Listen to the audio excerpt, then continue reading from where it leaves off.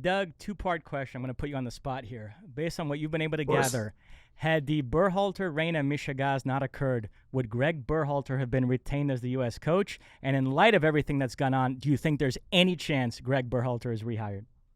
That's two questions, Bossy, but that's okay. Good to see you, man. Yeah, so I think to answer the first question, Gregg Berhalter would have been back if this hadn't happened. I mean, before the U.S. left Qatar, there were rumblings that there had been informal conversations about retaining him, and our friend Jeff Carlisle at ESPN reported after the U.S. After that those those conversations had taken place, even in a more formal basis, but still very early on in the process. And then the whole Reyna Berhalter stuff came out, and obviously that put a pause on things. And to answer your second question, Mosse, I was with you guys where, as much as U.S. Soccer has said that Gregg Berhalter remains a candidate, they've said that repeatedly. They said that,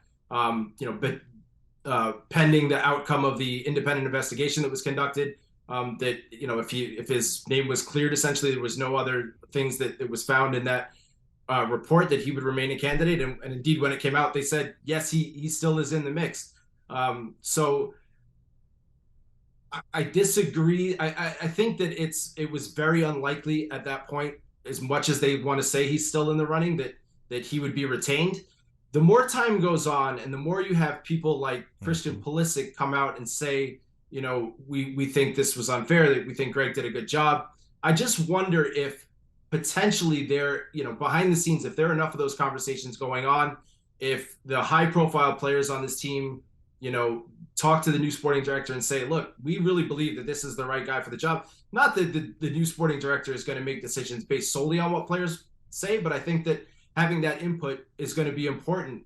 I still think it's incredibly unlikely. I really do. I think that JT Batson in particular doesn't want that sort of baggage going forward, and I understand that. But I think the door is open a little bit more than it was, say, 2 months ago. You like that clip? Well, my State of the Union podcast drops twice a week right here on my very own YouTube page. The only way to stay up to date is to hit that subscribe button down below. Size the day, and see you soon.